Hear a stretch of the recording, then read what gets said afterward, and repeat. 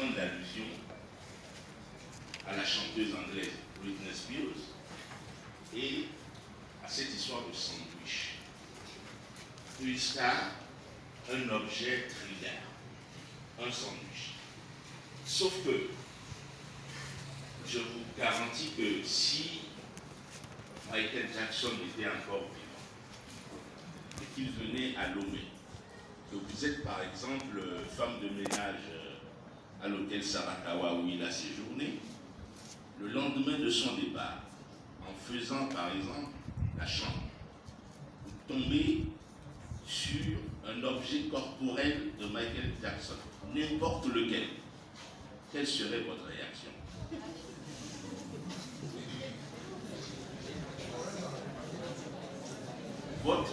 Vos murmures sont une réponse.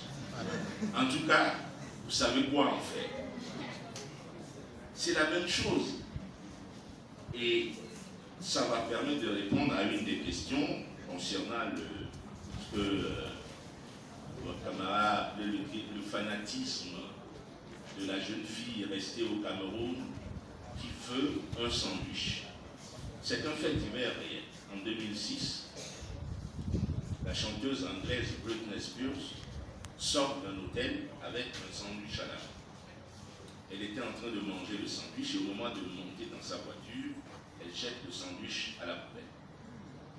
Un de ses fans ramasse le sandwich et met le sandwich en vente sur Internet. D'autres fans achètent le sandwich et revendent à une société, ce qu'on appelle en réalité aux États-Unis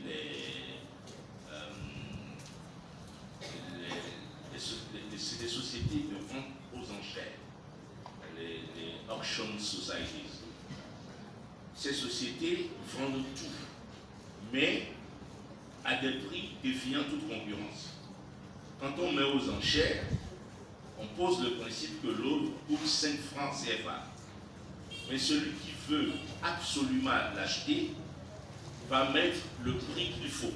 Si quelqu'un dit « je prends l'objet à 10 francs », vous allez proposer 50 francs, l'autre dira 100 francs, et vous allez vous retrouver à 1 million, l'autre dira 5 millions, vous montez à 7 millions, et l'œuvre qui a été mise aux enchères à 10 francs, vous pouvez l'acheter à 10 millions au final.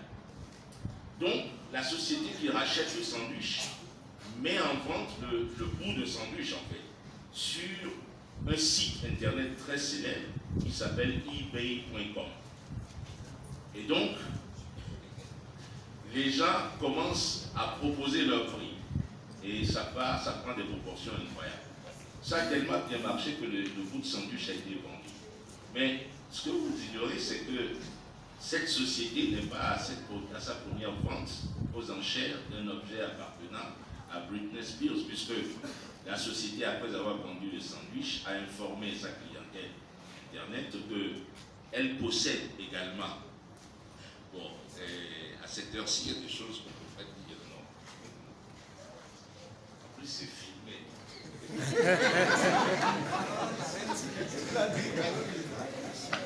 Non, là, on est dans le fait divers. Dans la nouvelle, je l'aurais traité autrement, mais de façon brutale, comme ça, le fait divers. Non, vous pouvez filmer, parce que j'allais simplement dire que si vous voulez les détails de cette histoire, je possède un blog internet qui s'appelle Inch'Allah.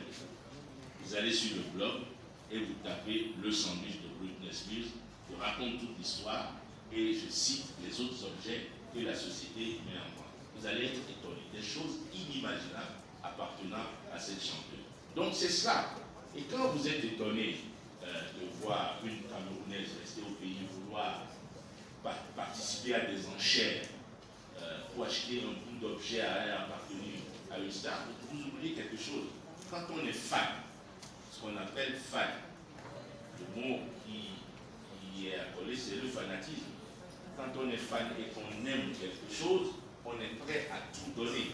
On peut être au fin fond du monde et se retrouver à aimer des objets qui viennent de l'extérieur. C'est une relation passionnel en réalité. Donc, je ne suis pas certain que si j'abandonnais mon mouchoir, vous allez vous battre. Mais peut-être que si j'essayais avec la montre, vous allez vous battre. Essayez. Non, je vais essayer avec le mouchoir. Et je vais voir combien vous allez revendre sur. Il y a des sites au bureau qui vendent des objets. Voilà, c'est juste la passion qui fait cela.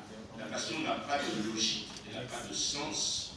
Une passion, c'est quelque chose de fulgurant et on n'a pas besoin d'expliquer cela. Voilà. C'est ce qui est arrivé à cette jeune fille et son grand frère n'a pas les moyens de participer à des enchères. Vous savez, les enchères, ce sont des choses extraordinaires.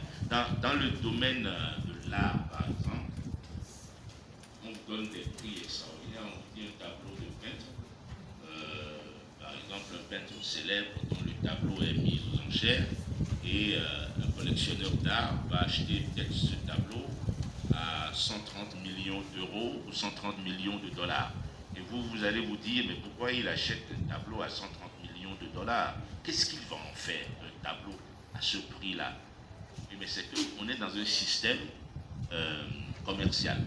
Le tableau qu'on a acheté à 130 millions de dollars va circuler dans tous les musées du monde. Et lorsque vous prêtez un tableau à un musée, vous pouvez le prêter par exemple à 100 millions de dollars. Et donc à chaque prêt, vous récupérez la mise. Donc la logique est purement commerciale au-delà de la passion artistique. C'est une double logique. Il y a d'autres questions? Il y en a une à laquelle vous voulez répondre. Alors, je vais essayer de répondre à deux questions qui se ressemblent sur les divinités